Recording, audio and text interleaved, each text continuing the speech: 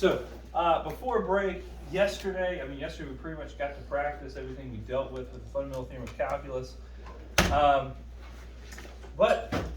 I want to take it, again, everything we've done so far could definitely show up on the AP exam. But today, I want to kind of take what we've done and show you a little bit more about how it's very common to see problems related to our fundamental theorem of calculus on the AP exam. It is like the biggest point getter, essentially, on the AP exam. Being able to use our fundamental theorem of calculus for lots of different reasons. So, first, I want to just write out our fundamental theorem of calculus, and we're going to be focusing primarily on essentially evaluating a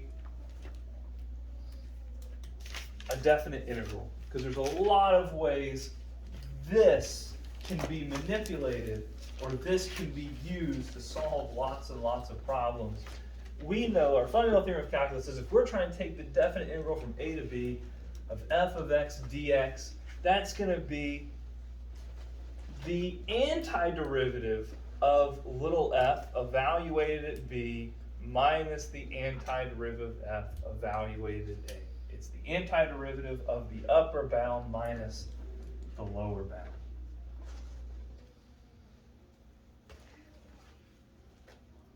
Well, the first thing that I want us to see is that I could rewrite this. Instead of little f of x, I could write this. Maybe this function is f prime of x.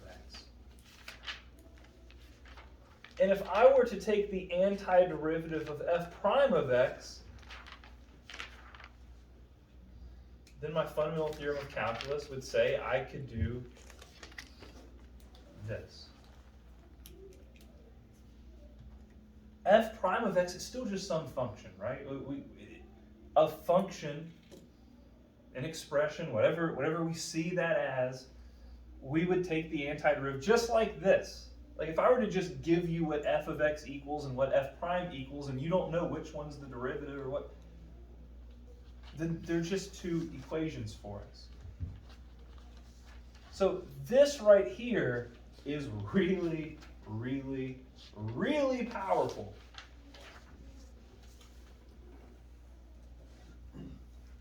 What this is saying, and if we remember what a definite integral is actually doing, remember when we talked about the whole summation thing and and we kind of developed a deeper understanding of what the definite integral is doing, is it is an infinite sum.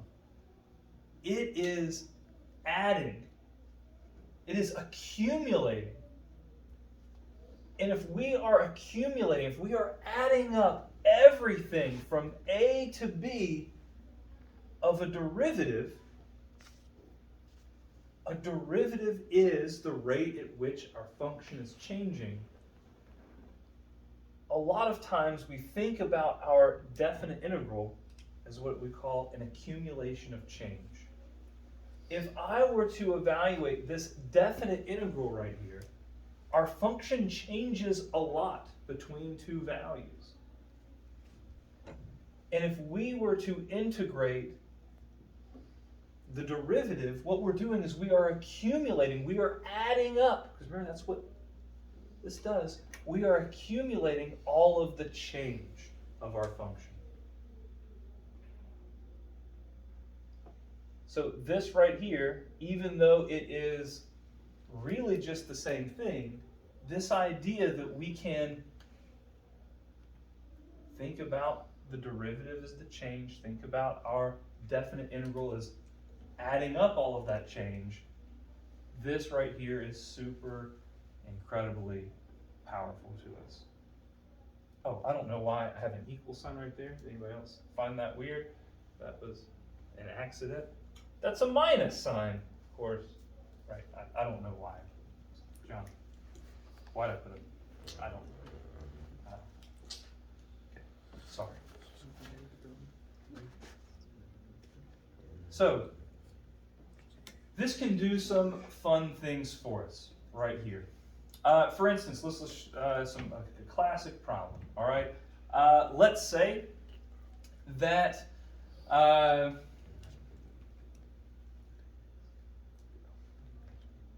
let's say we are driving a car down the interstate. We love to relate things to cars and traveling and stuff, right? So, say you're driving a car on the interstate.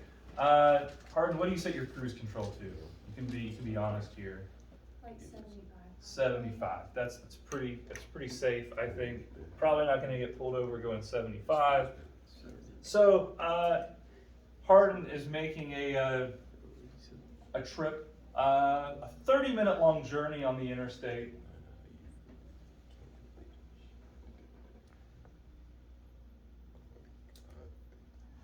So this is in hours down here, from 0 to half an hour. And I'm going to graph the derivative, the rate of change. Hardin is going a consistent 75 miles an hour. That 75 miles per hour, that is a rate of change. That is her speed. That is her velocity. She is moving. Her car is changing. Her position is changing at 75 miles per hour. Right? Like 75 is not like, that is a derivative. That is our f prime. And if we wanted to know how far did you travel, we would want to accumulate all of that change.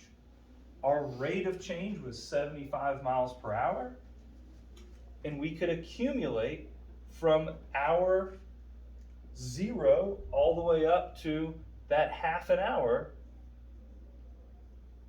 of our derivative, and I'm going to put dt because we're talking about a change in time.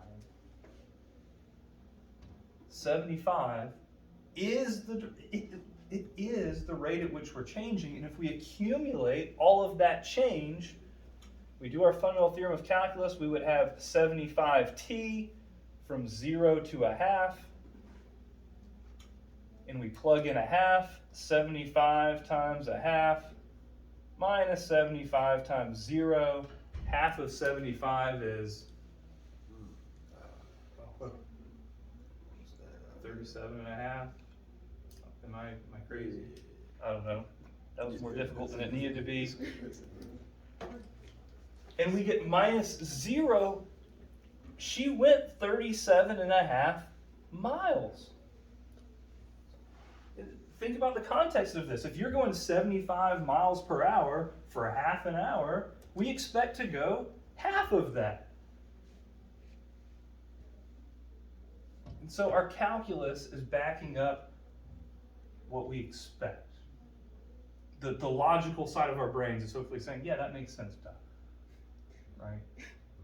But if this was, like if somehow we were able to map exactly what your velocity is on the interstate, it's probably like, it's going all over the place, and so it might be something crazier. Maybe you start at 75, but then you have to dip because there's traffic, and then you go back up, or whatever it is. And if we could model that function with something, whatever that is, I'm not going to try to make up what this function would actually be, we could still find our total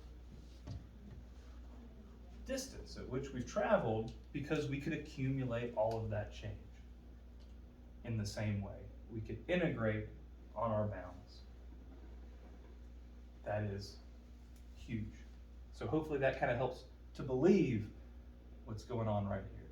But accumulating our change, integrating our derivative, that's a big idea. It's a big, big, big idea. Another thing that we can do, just a slight manipulation of this,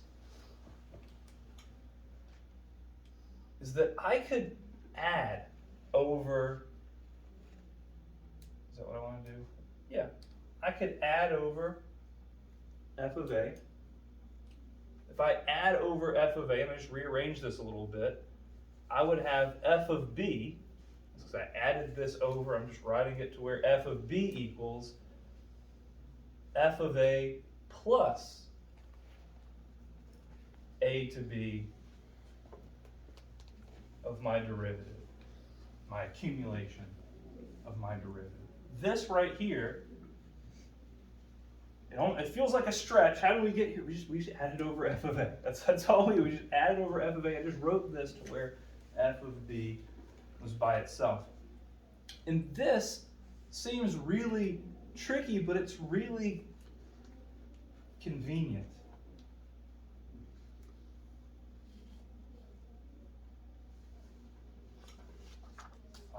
Let's think about this in terms of driving a car.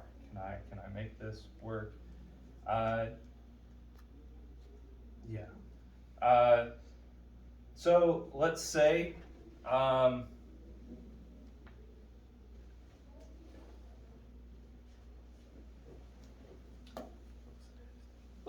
that at x equals 0, at my original starting point, I am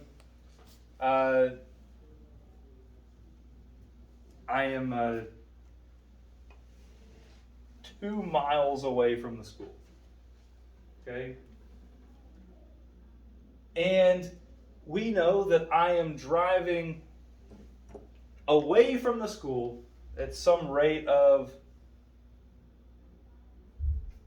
this is going to be, I'm just trying to make it simple. We've got some rate of 2x. And you want to know how far are you away from the school at x equals 3. At x equals 3, how far am I away from the school? So I know this is, I'm just trying to make up a question on the fly that makes some kind of sense. So my function is telling me how far away I am from, or it's giving me my position in relationship to the school. So the derivative of that is telling me how fast am I going away from the school.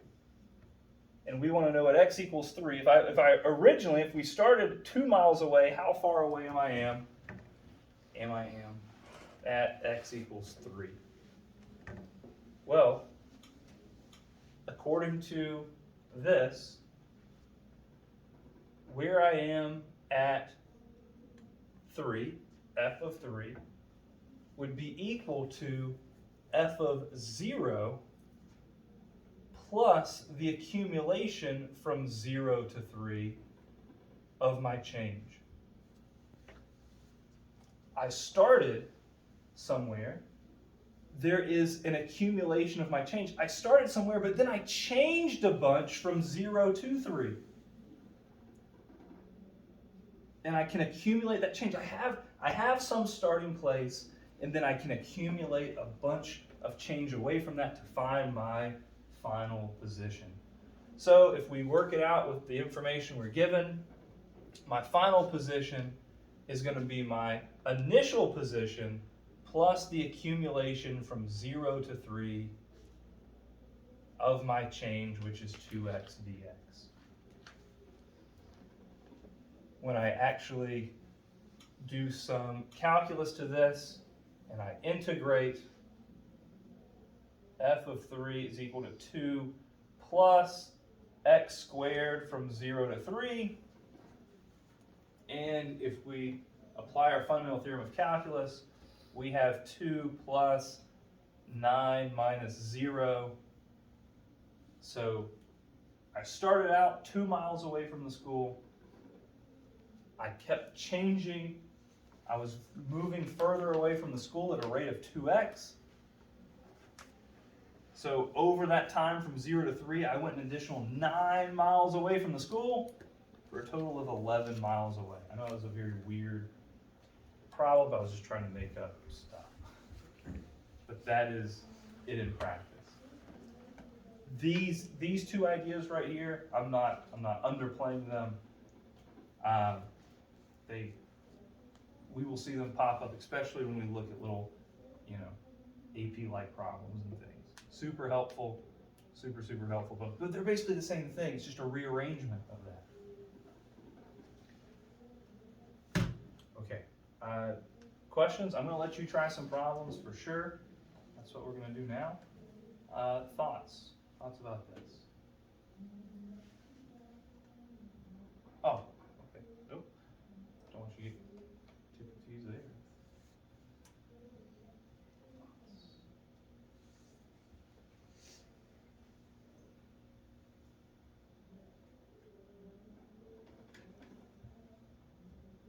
Okay. Take a look first at this problem right here. So think about what we've been given. Think about how we can apply our fundamental theorem of calculus to this.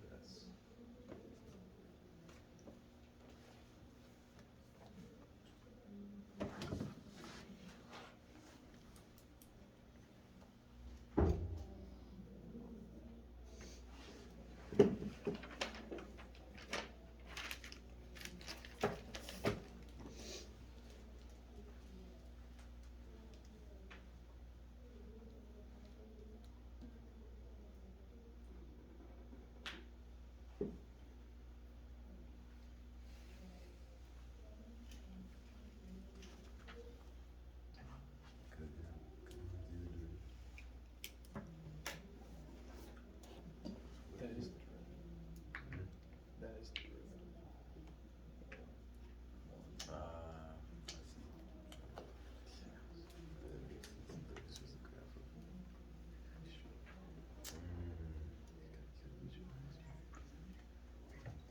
Okay, so they gave us some initial value. F of 0 is 7. And then we want to think about where would our output be at 3. And over here we have the change of our function. We know that it started at 7, but over the course from x is 0 to x is 3, it was changing. And so we want to accumulate all of that change from 0 to 3. And when we are evaluating a definite integral, we are looking for the area bound by the curve and the x-axis in our 0 and 3. And this is the derivative. So when we're evaluating that definite integral, we are looking at this. And the area under our curve right there, it is 4 because it's under our x-axis. We see that as a -4. So it started at 7, and then it decreased by 4. So at 3, the output is 3. So that accumulation of change right there.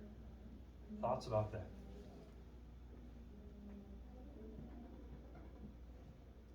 Ezra, you will see at least one problem on the AP exam that is using this.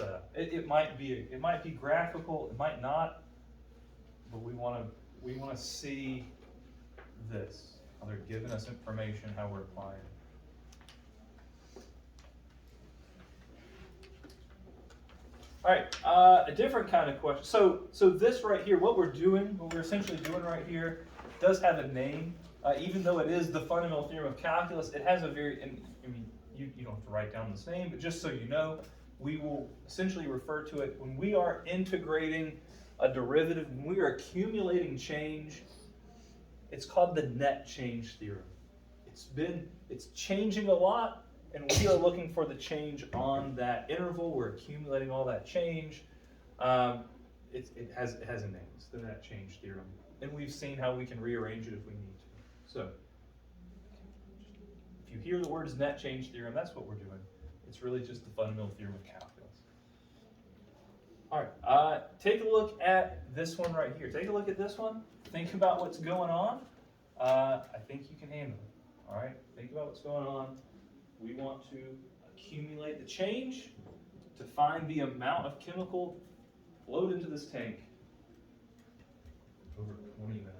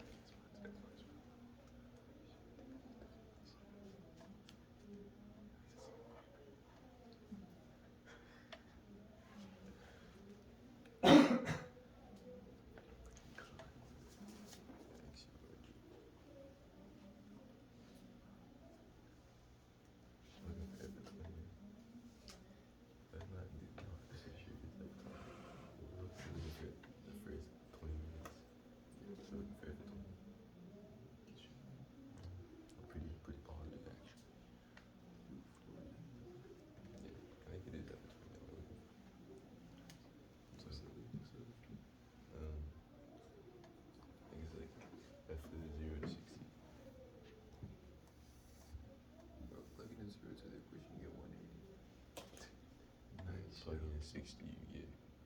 Why you plugging in the 60? Because we need it for 20. We need that for 60. We need the initial. No, we need blue. Lower bound is 0. Alright, that means upper bound would be 60. 20. Why did it be 20? Because we're 20 minutes. The first 20 minutes. Good point, good point. 240. It's 240.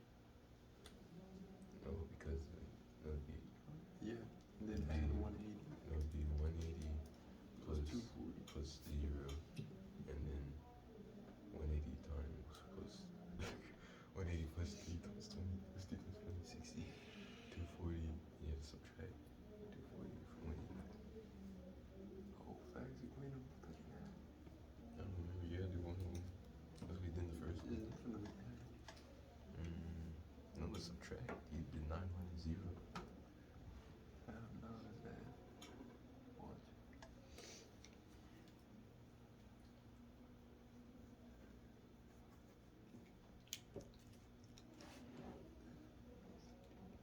That's a derivative. Oh, we definitely did it wrong, man. You're gonna tell me. You never listen to Johnny Boy.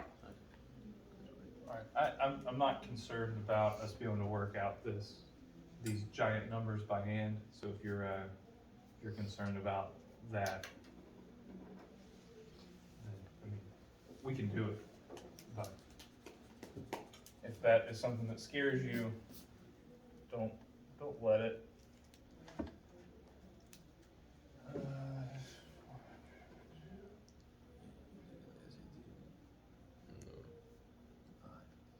Are you?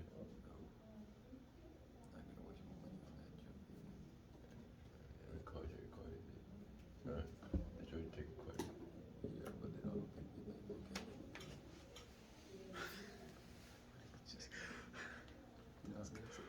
Yeah, I think they require it. They look at it, you know. You know, it's like they, you know, look at it.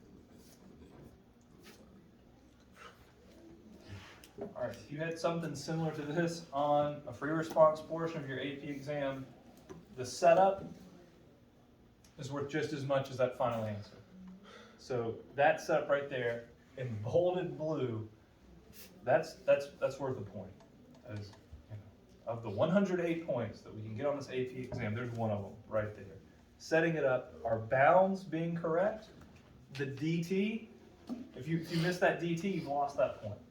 So notice our variables T, so having that DT noted, you want to accumulate from 0 to 20. If this was a more difficult problem, there's more things going on, maybe the question is more confusing, that might be 2 points right there. Knowing what the bounds are going to be, setting it up correctly, working it out. This might be calculator allowed, it might not. I mean, the numbers turn out to not be that crazy, but most of the time, that handwritten, just working out tedious kind of problems, that's not really what the AP exam is going to feel like. When you're writing stuff, it's going to be a lot of calculus stuff, not multiplying stuff out left and right. Final answer, 4,200, there's a point. Leaders, having that unit, maybe the unit's how you get that final point. This whole thing is a package deal, or sometimes units are their own point on an AP exam as well.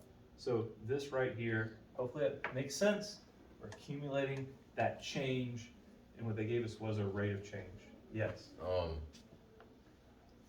Okay, so I get that the rate of change from B to A is 180 plus 3t. Mm-hmm. So what was like the 0 and then like less than or equal to t and less than or equal to 60 trying to say? So this is saying that there's chemical flowing into this tank over the course of an hour, 0 to 60 minutes. Over an hour, chemicals flowing into this tank. How much chemical flowed into that tank in the first 20 minutes? So they could have asked us how much chemical flowed into the tank in the first 40 minutes. They could have asked us how much chemical flowed into the tank from minute 10 to minute 20. They're saying that this was happening over 60 minutes, what was happening in this interval right here. So that's a way that it can get tricky because they're giving you, 60 wasn't a number you needed, but they were telling you that this applies over 60 minutes. So at minute 61, there's no more chemical flowing into the tank, is what they're saying. At some point it stopped. Yeah, cool. Other thoughts, questions about that?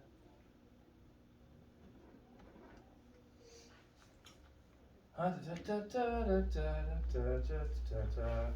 right, we might come back to this. This is a pretty crazy question from an AP exam in the past. Yes. For that last one, could you do like an average, like 1/3 from 0 to 60? I wouldn't bank on that because it's constantly changing. We don't know that what's happening in each interval is consistent like that. So the first 20 minutes, the middle 20 minutes, the third 20 minutes might not all average out together. So I wouldn't set it up like that. You see what I'm saying? Yeah. Go specific to that area. All right.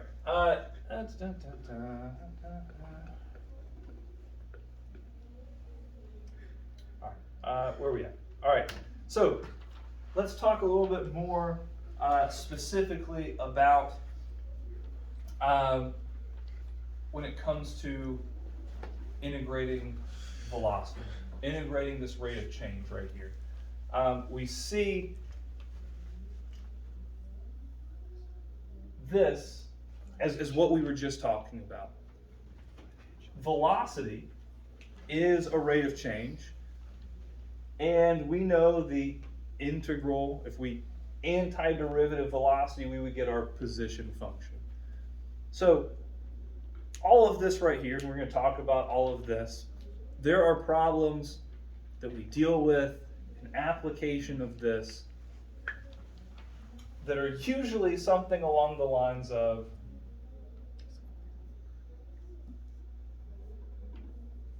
a particle moving on a number line. These are very common problems when it comes to the AP exams, talking about a particle moving on a number line. If we have a particle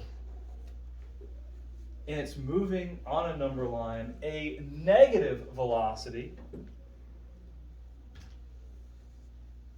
is going to move it in this direction to the left, whereas a positive velocity is going to move it to the right. So when we're talking about negative and positive velocities, when we're talking about this particle, we're not talking about up and down. Most of the time we're talking about left and right. But when it comes to these things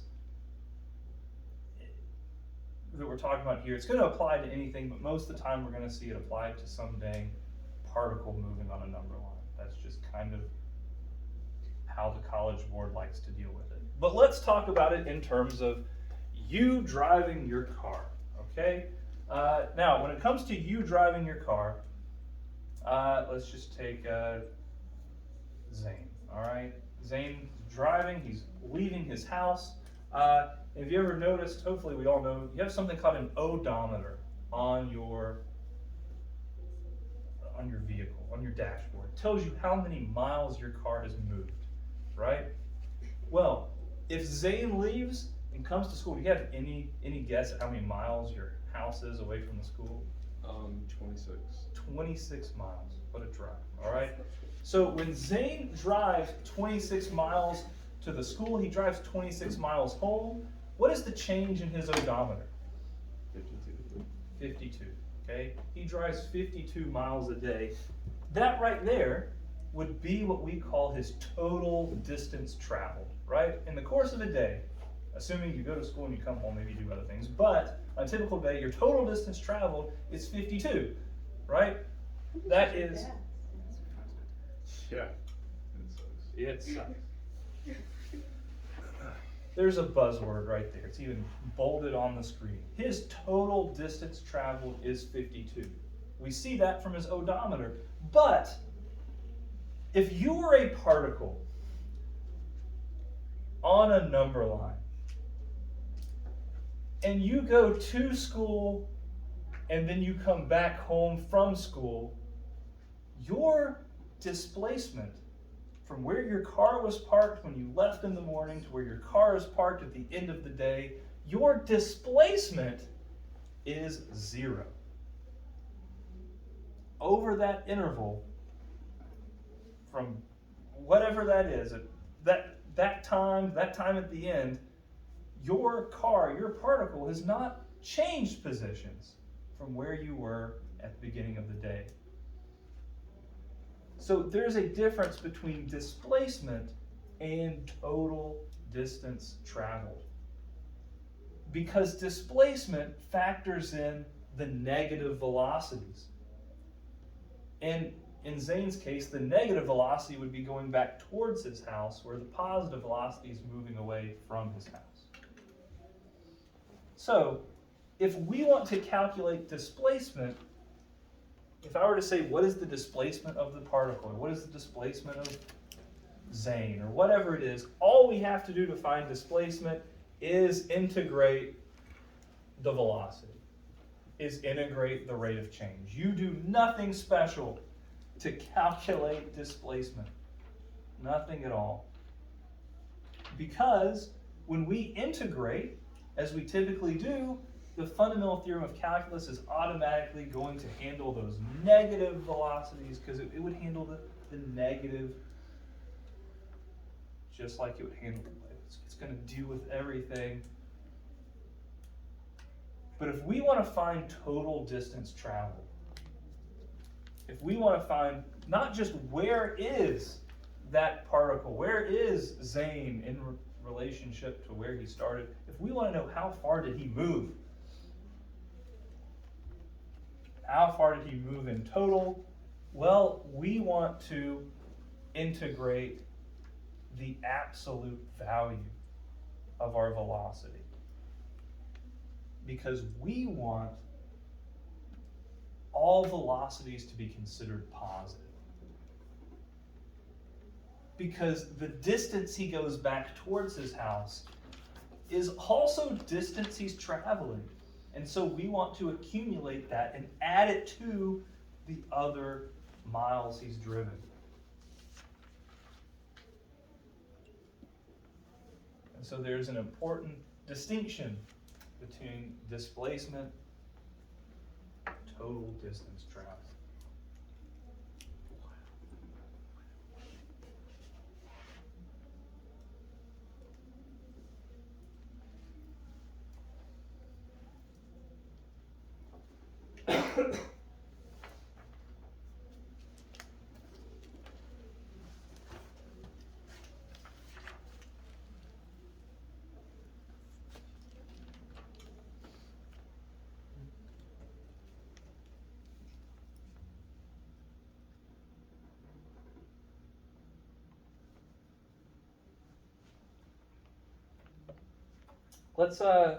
Let's think about a particle moving on a number line from A to B.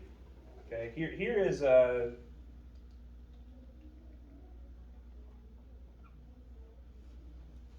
nice graphical representation of a velocity. This is marked as a velocity. This is the velocity of our particle from A to B, and I've given it some numbers. If we wanted to find the displacement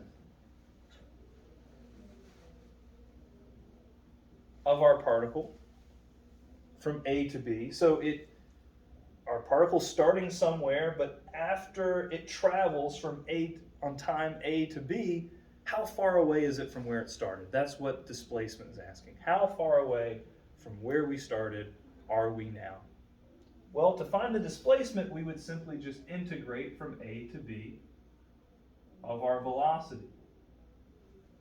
Integrating our velocity means we are going to accumulate all of that change. I'm going to add these areas up. 8 plus -3 plus 4 gives us 9. It is 9 units away from wherever it started. That's what the displacement says. It moved to the right 8, it moved back 3, it moved to the right 4. Over this time from A to B. But what if we wanted the total distance traveled? Well, we would need to accumulate the absolute value of the velocity. And to accumulate the absolute value of the velocity, we would want to consider that -3 a +3. We would want to do 8 plus 3 plus 4, because that right there, even though it was traveling to the left, it's still traveling.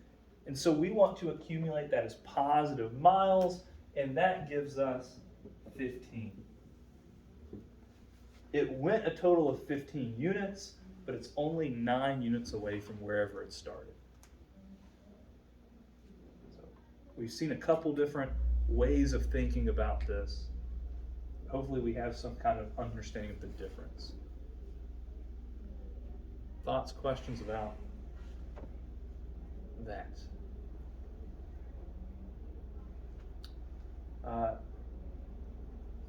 Everybody know how to do the absolute value symbol on their calculator? You go math, and And you go over to the right one, and there's absolute value. So if you were able to use your calculator and you were integrating the absolute value of velocity, you could literally type it in. You could integrate, because you have an integration button, math 9. You could even do the math and go over and do. Basically, there's situations where we can just type that in. Sometimes we have to think it out like we just did here. Other times we can just type it into our calculator. But the setup, again, the setup is crucial. The setup is half the points. And then we can evaluate it with our calculator. All right.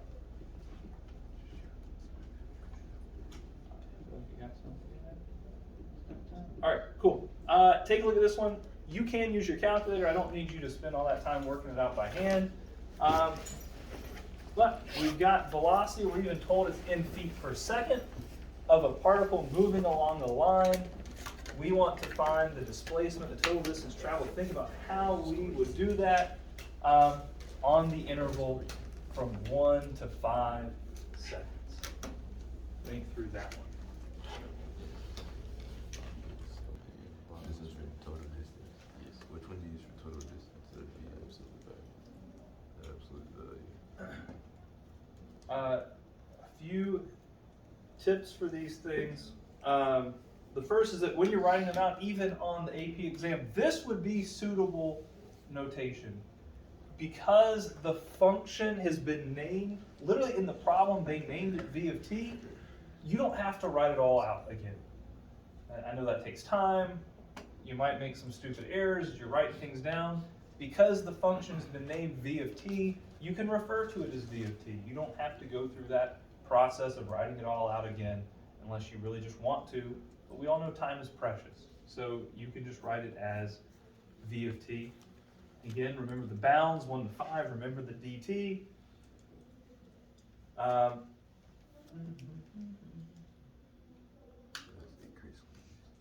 And for this first one, I got 32 over 3. And for that second one, I got 71 over 6. Because I'm using my calculator, I could convert it to a fraction. These are in feet because they gave us units. But on the AP exam, you can always round to 3 decimal places. So you could have done 10.667, or you could have done 11.833. Exact answers are always welcome, but you're also allowed to always round to 3 decimal places. Okay. Can you do a mixed number, like 11 and 5, 6? Probably, yeah. Just make sure it looks like that and not. I've seen as students get older and they like write sloppier maybe, like I see this when it's trying to be this, if that makes sense. I don't know. Like, how do you grade that? How do you know? Arden, what's up? Can you work out B? Like by hand? That's what I said. Be a could. resource as they carry. No, well, If we see events do their highest at the same time, Well, events could be biased. I got 32 over 3, and I don't know how. That's what I thought. Well, that's the problem is that if we were to do this by hand, then we would need to know where does it change. So like, I would need to graph this to figure out where this thing equals 0, so I could set up a different interval, like a different. So you just wrote Also the whole says thing it in your can't calculator? I put that in I my just calculator. very much did not do that. I integrated in everything, So, and then plugged it away. so like if we were to graph it, if I were to graph it real quick.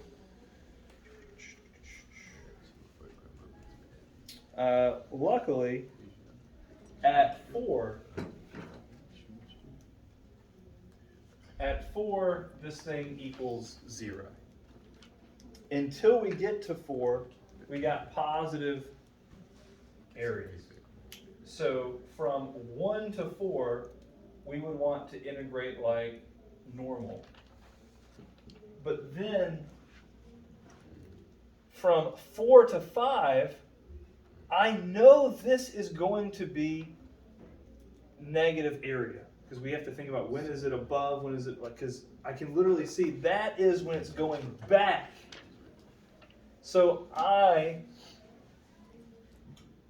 am going to have to find that independently and then make that positive and add it to it.